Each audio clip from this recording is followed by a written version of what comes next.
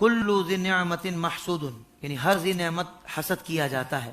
سیدنا امیر معاویہ رضی اللہ تعالیٰ عنہ فرماتے ہیں کہ میں سب کو راضی کر سکتا ہوں سوائے ان کے کہ جو میری نعمتوں سے حسد کرتے ہیں، یہ اسی وقت راضی ہوں گے کہ جب نعمتیں ختم ہو جائیں گی ہیں، اور یعنی جب تک بندے کے پاس نعمتیں ہیں تو وہ پھر حسد باقی رہتا ہے۔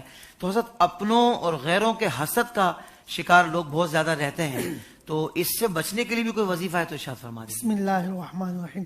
حافظ صاحب، یہ تو ہر کامیاب شخص کے لیے اور ہر گھر کا مسئلہ ہے، اور جبکہ حجت الاسلام سیدنا امام محمد غزالی رحمۃ اللہ علیہ فرماتے ہیں کہ حسد کرنے والا، یعنی جو جس سے حسد کر رہے ہوں، ایک بندہ اللہ تبارک و تعالیٰ کسی بندے کو عزت سے نواز رہا ہے اور دوسرا شخص اس سے حسد کر رہا ہے، تو وہ اللہ کی تقسیم پہ تو ناخوش ہے، اللہ، اور دوسرا اللہ تبارک و تعالیٰ شخص کو عزت دینا چاہ رہا ہے، اور حسد کرنے والا یہ چاہ رہا ہے کہ یہ ذلیل ہو جائے، اس سے نعمت چھن جائے اور مجھے مل جائے۔ تو فرمایا کہ یہ کس سے جھگڑا کرنا چاہ رہا ہے، کس کی تقسیم سے لڑ رہا ہے۔ اگر ہر مسلمان کے ذہن میں یہ بات آ جائے کہ بھائی ایک تو جیسے شراب پینا حرام ہے، زنا کرنا حرام ہے، اسی طرح جھوٹ بولنا اور اسی طرح حسد کرنا بھی حرام ہے۔ اللہ اکبر۔ چاہے ان کی سزائیں الگ الگ ہیں، یہ بھی کبیرہ گناہوں میں ہاں سے۔ کبیرہ گناہوں میں سے۔ اللہ کسی کی نعمت کو دیکھ کے جلنا، حسد کرنا، پھر اللہ معاف کرے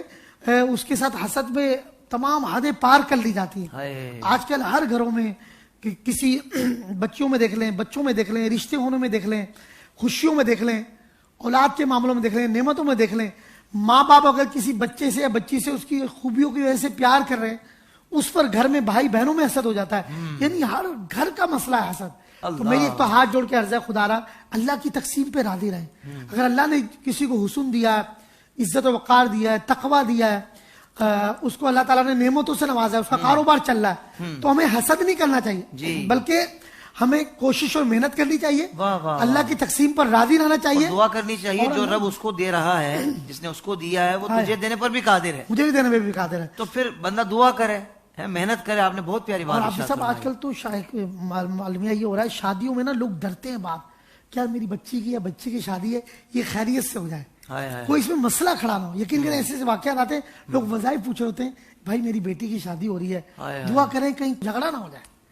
اور حسد کا معاملہ، یعنی بتائیں آدمی خوشی کے لیے بھی ڈر رہا ہے، کانپ رہا ہے کہ میری بچی کی شادی ہے، یہ معاملہ خراب ہے، تو حسد کرنے والا اپنا نقصان کر رہا ہے۔ اسی لیے امام غزالی فرماتے ہیں حاسد کی سب سے بڑی سزا یہ ہے کہ اپنے کام کو بڑھا دو، اپنے نیک کام کو، اپنے اچھے کاموں کو بڑھا دو، اس کی طرف سے توجہ ہٹا لو، اس کی طرف سے۔ تو ہمیں حاسدین پہ توجہ نہیں دینی، اور اس کا ایک بہترین وظیفہ ہے حسد سے بچنے کے لیے، حاسدین سے بچنے کے لیے۔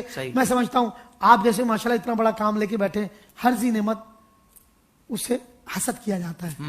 تو جیسے آپ نے روایت بیان کی، تو جتنے ناظرین سامعین ہمیں سن رہے ہیں، اگر وہ چاہتے ہیں حاسدین سے بچے، حسد سے بچے، تو اس کا ایک بہترین وظیفہ ہے، الحمدللہ مجرب ہے، آزمودہ ہے، یہ فَسَيَكْفِيكَهُمُ اللَّهُ وَهُوَ السَّمِيعُ الْعَلِيمُ۔ قرآن پاک کی ایک آیت ہے، کلمہ بھی ہے، اور دعا حزب البحر جو ہے، جو اللہ کے خزانوں میں خزانہ ہے، اس میں امام ابو شاذلی رحمۃ اللہ علیہ نے اس پر گفتگو فرمائی، اور شاہ ولی اللہ مودودی رحمۃ اللہ نے اس پر پورا بام باندھا، کیا فَسَيَكْفِيكَهُمُ اللَّهُ، بس اللہ ان کے مقابل میرے لیے کافی ہے، اللہ وَهُوَ السَّمِيعُ الْعَلِيمُ، اور وہی سننے اور جاننے والا ہے۔ تو خدا را صبح جب اٹھیں صرف 70 مرتبہ فَسَيَكْفِيكَهُمُ اللَّهُ وَهُوَ السَّمِيعُ الْعَلِيمُ، فَسَيَكْفِيكَهُمُ اللَّهُ وَهُوَ السَّمِيعُ الْعَلِيمُ۔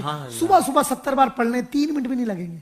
ترجمہ مفہوم ذہن میں رکھیں، مخارج اچھے ہوں، الحمدللہ آپ کے خلاف کوئی سازش، کوئی آپ کے خلاف جو ہے سازش کامیاب نہیں ہوگی، حاسد آپ کا ذلیل و رسوا ہوگا، اور اس کی پلاننگ ناکام ہو جائے گی۔ اسی طرح آپ کوئی اہم کرنے جا رہے ہیں، اہم کام پہ جا رہے ہیں، تو اس کو 7 بار پڑھ لیں، فَسَيَكْفِيكَهُمُ اللَّهُ وَهُوَ السَّمِيعُ الْعَلِيمُ، اور پس اللہ ان کے مقابل میرے لیے کافی ہے۔ آپ نے کیا کیا؟ سارا کام اس کے ذمہ کرم پہ ڈال دیا۔ تو الحمدللہ اس آیت مبارکہ کا جو یہ کلمہ ہے، اس کی برکت ایسی ہے کہ سب کام بنتے چلے جائیں گے، اور آپ کے کام میں کوئی رکاوٹ نہیں ڈال سکے گا۔ اس طرح کے اور بھی روحانی وظائف حاصل کرنے کے لیے ابھی ہمارا YouTube چینل IDS روحانی علاج وزٹ کیجئے، سبسکرائب کیجئے اور نوٹیفیکیشن بیل آئیکن کو پریس کیجئے۔